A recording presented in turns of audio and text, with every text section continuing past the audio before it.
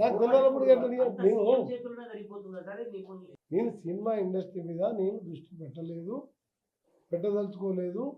సమస్యలు ఉంటే కార్మికులు వస్తే అప్పుడు విజిలెన్స్ ఎంక్వైరీ కానీ యాక్టర్లకు కానీ అన్యాయం జరిగితే పేద కళాకారులకు ఇళ్ళ విషయంలో పట్టించుకుంటాం. అంతే తప్ప రేట్ల విషయంలో బెనిఫిట్స్ పెట్టొద్దన్నందుకు నా దగ్గరికి ఎవరు వస్తలేరు. అది ఏం జరుగుతుందో నాకు తెలియదు. ఇప్పులాగా బతికిన వాడిని ఇవాళ నన్ను మానసికంగా గురి చేసి ఇప్పుడు మళ్ళీ నువ్వు సినిమా సబ్జెక్టు అసలు మీరు వేసిన తర్వాత అసలు ఈ రాజకీయాలు ఏంది? అప్పుడు నా కొడుకు చనిపోయినప్పుడే రాజకీయాలు బంద్ చేసి ఉంటే మంచిగా ఉంటుండే.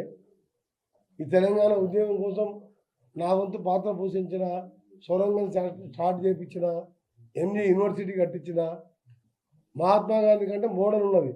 ఈ మధ్యలో బీ ఫార్మసీ లా కాలేజీలు పెట్టించిన నిన్న మన మినిస్టర్ ఇన్ని చేసిన వాళ్ళు కూడా వదిలిపెడతలేదు మీరు. ఇక న్యాయానికి ఏమున్నది? అందుకని ఆ దేవుడే తప్పు చేసినా శిక్షించాలని దేవుని ప్రార్థిస్తున్నాం అంతే. ఎందుకంటే ఇంతకంటే ఎక్కువ ఏం లేదు. మనము దేవుడు తప్పు చేసిన వాళ్ళు శిక్షిస్తాడు.